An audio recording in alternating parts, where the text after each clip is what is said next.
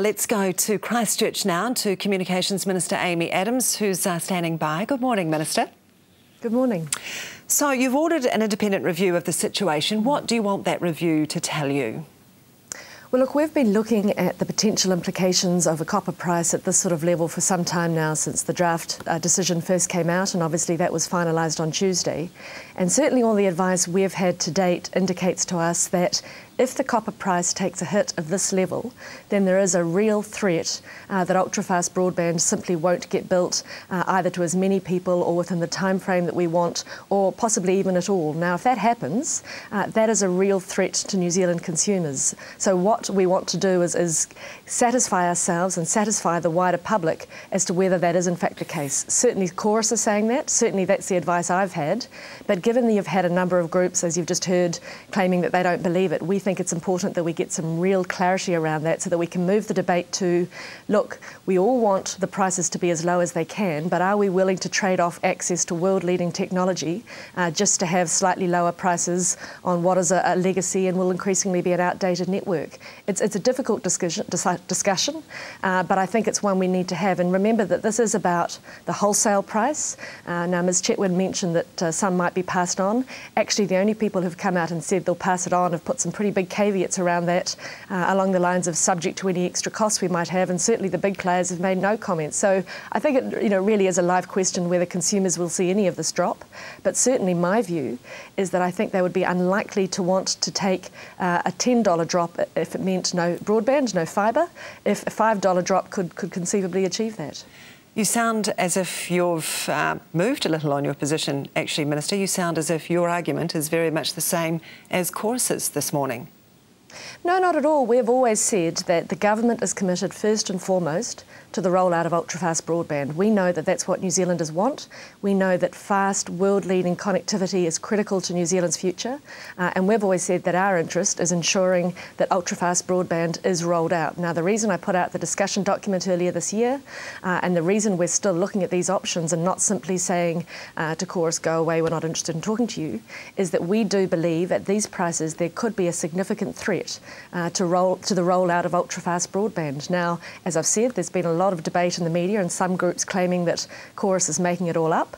And so that's why I've asked for some independent advice so that we can all satisfy ourselves. Is there a risk to broadband? If there isn't, then it's for Chorus to carry on and make its own commercial decisions. If there is, then we need to have that debate in the community about what are we prepared to trade off for those prices. Are we prepared to lose access to world-leading connectivity? I don't think we are, but that's the discussion we'll have to have. OK, so once that review's out, the government pretty much has three positions. It can either overrule the Commerce Commission's decision, it can take a stake in Chorus, or it could provide Chorus with, in essence, a taxpayer loan. What would be your preference of those? Well, actually, Rachel, there's some other things we can do as well, and I think first and foremost I'll be looking for Chorus to make changes themselves within their own model of operation to get them fulfilling their obligations.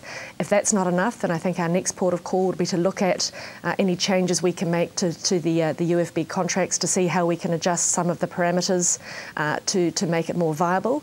And only if all of that didn't work would we look at more drastic options. At this stage, we've been clear we're not ruling anything particularly in or out, but the first threshold question is, if we were to leave things as they are, would New Zealand still be able to get access to ultra-fast broadband? If they can, well, that's great. If they can't, then we have to look at what we do next. Is it a possibility that you may overrule the Commerce Commission's decision? Well, that's always been one of the options on the table. We put that out in our discussion document earlier this year.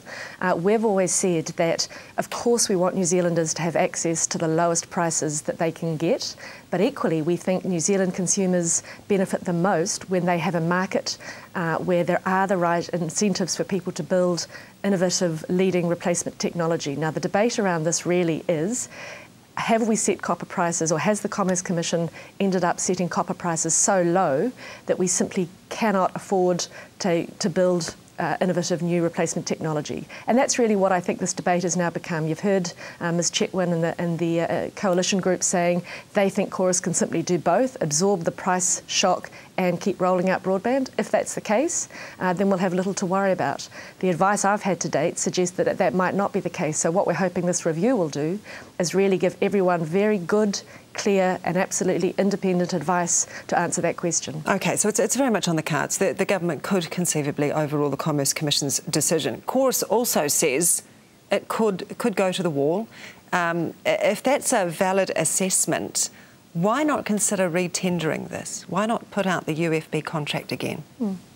Well, as I said, all of the options are open and available to us, and we'll obviously consider them all. But what I would say is that we've got this issue now with copper pricing, and Chorus has always been very clear that it was using the revenue from the copper network to build the replacement fibre network, as you would expect. But what we do know is that Chorus has been an excellent partner over the 3 years of the build to date.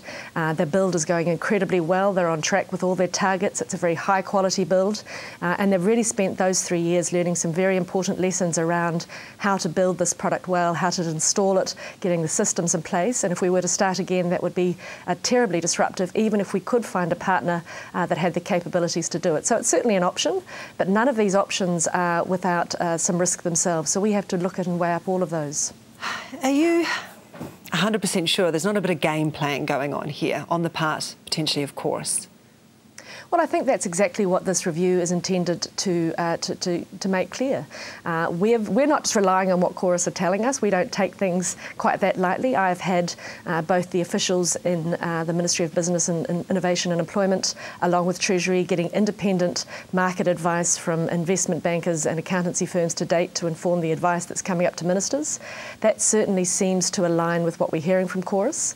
But as you've heard, some people are making the claim that they think there is gamesmanship going on.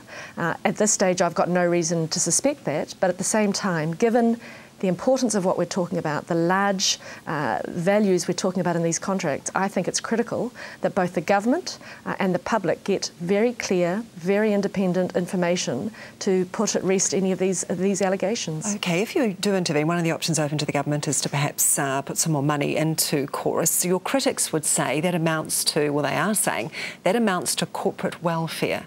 How does that sit with you?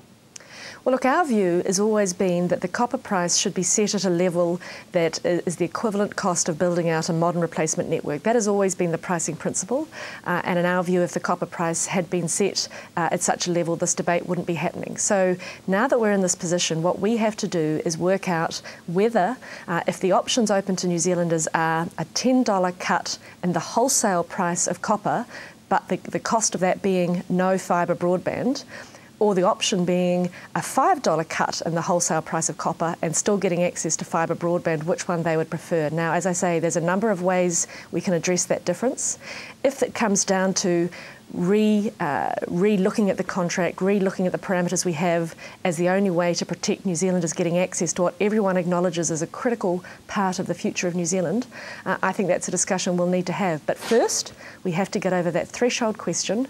Do we need to take some action, or can things continue as they are with the copper price at this level? Once we have that answer, it's a question of looking at all of the options and working out what's going to be the best thing for New Zealand consumers. Is it also in the government's interest to keep the copper price, if you like, up, to encourage people to take up UFB? No, look, I'm with Sue Chetwynd on that one. I don't think pricing is going to be a big part of the issue around uptake. My view is that uptake, as Ms Chetwynd said, will be driven by the quality of service, the speeds, and just the performance of fibre networks. This is not about issues around uptake. I have no doubt at either price you will see consumers increasingly switch over to fibre. Certainly when we look at the international comparisons, that's what you've seen with these sorts of networks. There's a slow start and then a very, very quick level of uptake as the program gets into its later stages. Aren't you slightly concerned, though, 3% uptake at the moment? You know, you'd think that there'd be people more interested, surely, in UFB. No, not at all. We modelled this very carefully when we did these contracts. We looked extensively at what's happened both in New Zealand when we've moved to new technologies. Sue talked about the switch from dial-up to broadband. I think also if you look at the rate of adoption of mobile phones when those first came to market, for many, many years it was only a very small group of people who had them. Now they're almost essential to every New Zealander. Certainly when we look around the world, the same with fibre networks. This is exactly how it is tracked in other countries. In fact, when we compare it to uptake rates of builds in places like Singapore, we're ahead of where they were at this stage.